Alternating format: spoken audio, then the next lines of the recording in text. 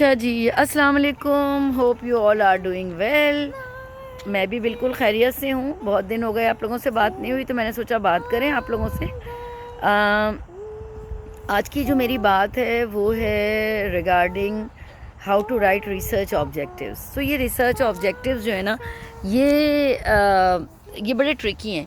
इनमें आपने इस बात का बहुत ज़्यादा ख्याल रखना है कि आप वर्ड्स कौन से यूज़ कर रहे हैं, और आपके जो रिसर्च ऑब्जेक्टिव्स हैं उसके अंदर आपकी पॉपुलेशन, आपके जो वेरिएबल्स या फैक्टर्स वो, और इसके अलावा आपकी रिसर्च मेथडोलॉजी रिफ्लेक्ट करना चाहिए। अब आप लोग कहेंगे कि ये तो अजीब सी बात है कि एक वन सेंटेंस में ये सारी चीज़ें कैसे आएंगी। तो देखें, when we will use the word evaluate, effect, affect, impact, explore, explain, describe, तो ये सारी चीज़ें क्या है, this shows your research methodology.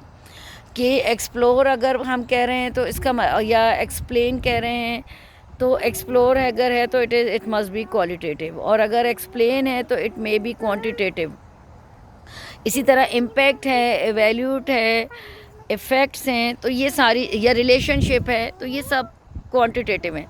और इसी तरह इन्वेस्टिगेट है, डिस्क्राइब है, एक्सप्लोर है, तो ये सब क्वालिटेटिव है। अच्छा, इसके अलावा हम इसमें पॉपुलेशन भी बता रहे होते हैं और हम अपने मेन फैक्टर्स बता रहे होते हैं। मैं आपको एक एग्जांपल बताती हूँ एक रिसर्च ऑब्जेक्टिव की।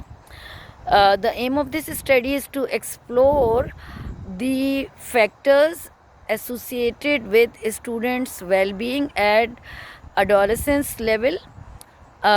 तो अब यहाँ पर स्टूडेंट्स वेलबींग यानी स्टूडेंट्स की बात हो रही है, एडोलेसेंट्स की बात हो रही है, वेलबींग की बात हो रही है, एक्सप्लोर की बात हो रही है। तो ये प्योर ये बता रहा है कि this is all about qualitative research. If I if I'll make objective like this, to evaluate the impact of um teachers counseling, या evaluate the impact of counseling on students well-being।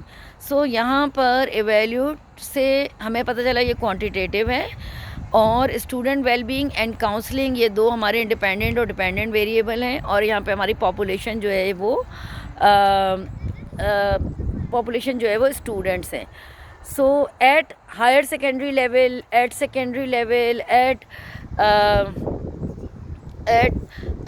College level, at university level, so आप कुछ भी आगे add कर सकते हैं। So this all shows your research setting.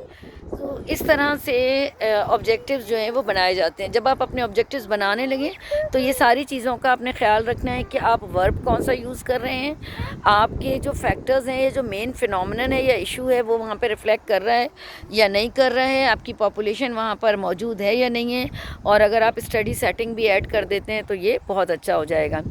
Thank you very much. इसी तरह से कुछ और शॉर्ट वीडियोज़ के साथ मैं आपसे फिर मिलूँगी। टिल देन, अल्लाह हाफिज़।